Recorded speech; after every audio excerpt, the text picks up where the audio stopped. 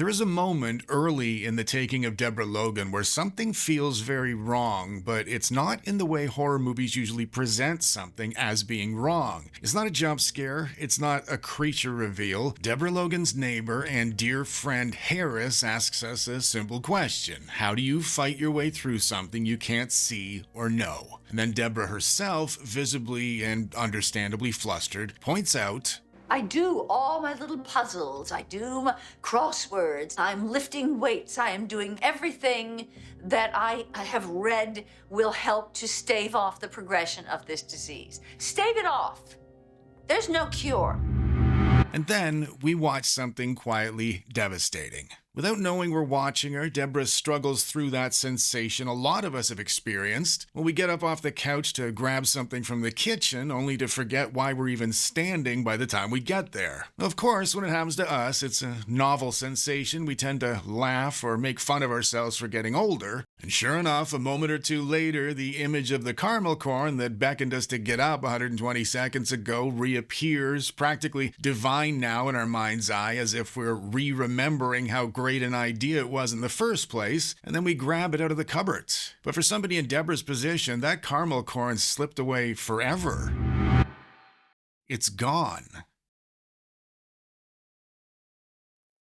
As observers in this movie, we watch uncomfortably in silence and sometimes holding our breath as something else is slipping away right in front of us. Something priceless. No matter how many kitchen cupboards we watch Deborah Logan pilfer through, we know she is never going to find it. This isn't just a found footage horror movie. It's a film about watching somebody disappear, piece by delicate, intricate piece, while they're standing right in front of you. Or even worse, maybe while they're clinging to you and begging you for help. A few people I've spoken to said this movie hit far harder than they'd expected it to after reading the back cover blurb. Even if you've had personal experience with this sort of thing, this film's found footage format tricks you into looking things right in the eye you may have shied away from in the past. It doesn't just convey the horrors of the possible impairment of our intellectual functioning, it locks you in a house with those horrors, and it forces you to take part in what's normally reserved exclusively for the closest friends and family members. And with things already sounding so horrifying, you might be wondering why writer-director Adam Robitel bothered introducing supernatural elements at all. I'd argue they function as a coping mechanism, but to understand why I'm suggesting that, you're gonna have to hang out with me a little bit longer.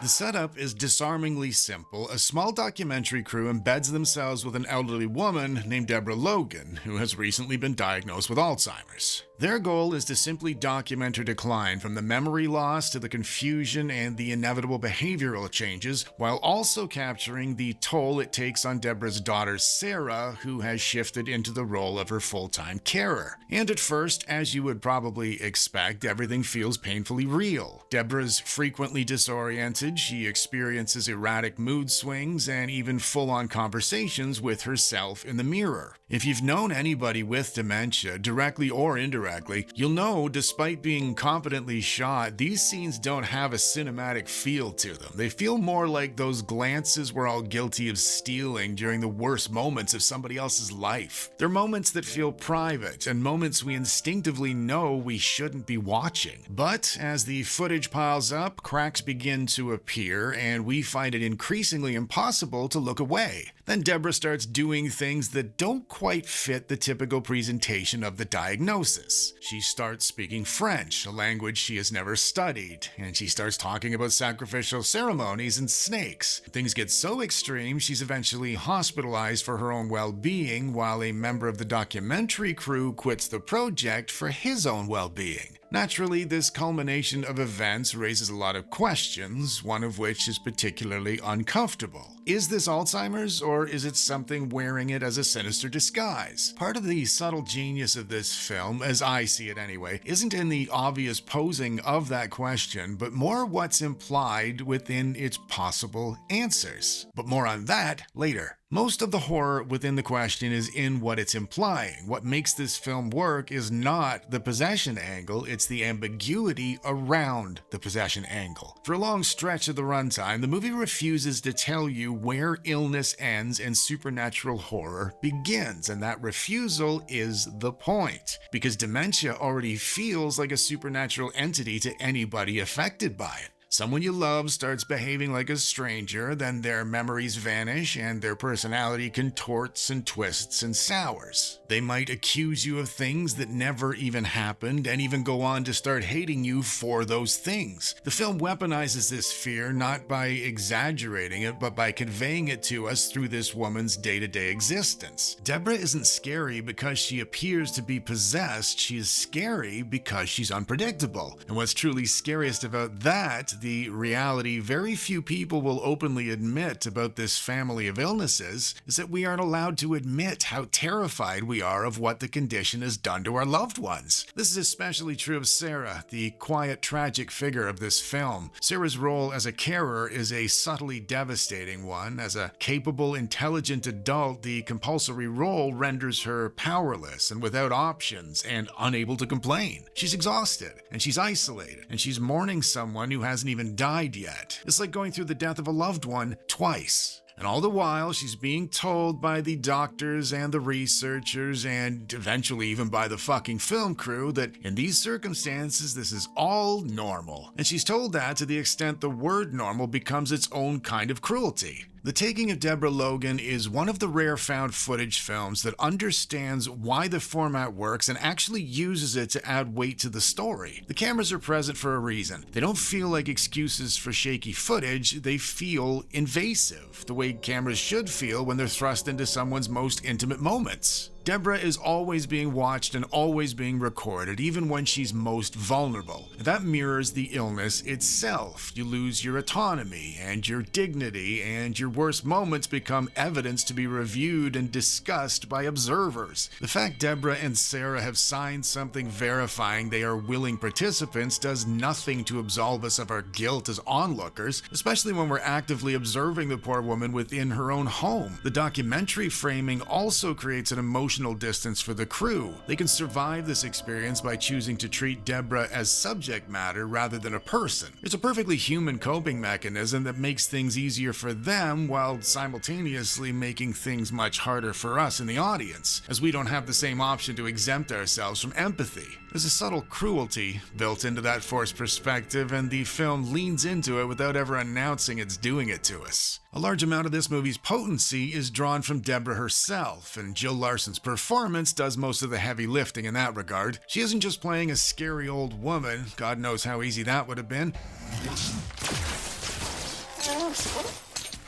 She's playing someone confused and embarrassed by the confusion and angry about both. Occasionally, Deborah becomes lucid enough to realize something is wrong, and those moments when she seems to understand what's happening to her are genuinely heartbreaking. The eventual possession elements only really work because the legitimate illness is portrayed so convincingly by Larson early on. If the film had rushed into the supernatural in Act 1, none of it would have worked and the entire film would have collapsed. But instead, it earns the reveal. For most people, anyway. This is the point in the film that divides audiences. The final act leans fully into possession horror territory. There are rituals and a hidden cult history and some demonic imagery that feels far more associated with traditional horror. For some people, this feels like a step backwards because the ambiguity disappears and the metaphor becomes literal. That doesn't necessarily make it bad, but it does fundamentally change how the horror might land for you. If you were deeply affected by the dementia angle, the ending might feel like it lets you off the hook a bit too easily, as the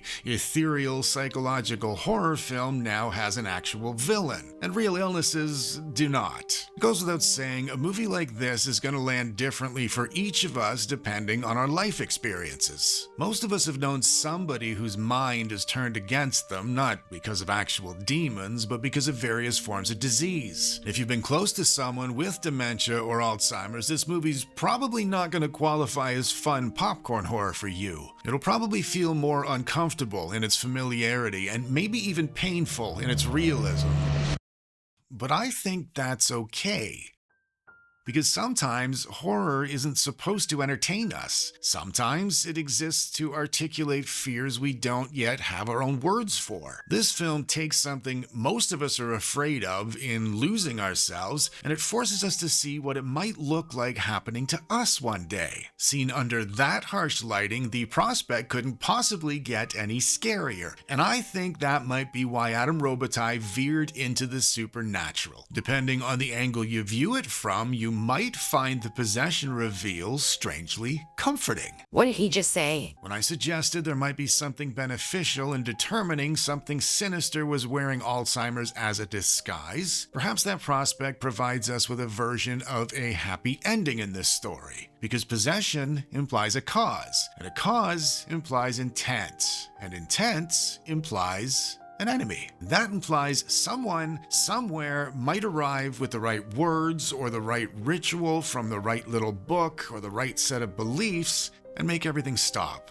There is a perverse relief in that idea because the alternative is surprisingly much harder to sit with. The alternative is that there is no demon. There is no intruder. There will be no moment where the horror can be named and expelled from the invaded body by Ed and Lorraine fucking Warren. The alternative is simply a mind turning in on itself over and over, irreversibly, until it is inevitably and irretrievably gone forever. And if you've ever loved someone with a disease like this, there might be a small, quiet part of you that can imagine the strange relief and even comfort the sight of a tall, dark, stately exorcist arriving at the gates outside of your house might actually bring. Now, of course, that notion is a deeply uncomfortable one, not because it's cruel or insensitive, but because it's human. Demons can be fought. But even with 100 million strong angel army filled with all the love and compassion you could squeeze out of the gates of heaven, an illness like this can only be endured. And maybe that's this film's closing kindness. It offers you a monster not because it's scarier, but because it's easier to beat. And how powerful a statement is Adam Robitel making by suggesting demonic possession is preferable to losing our loved ones to such a terrible, unholy, and unforgiving disease. Until next time, folks.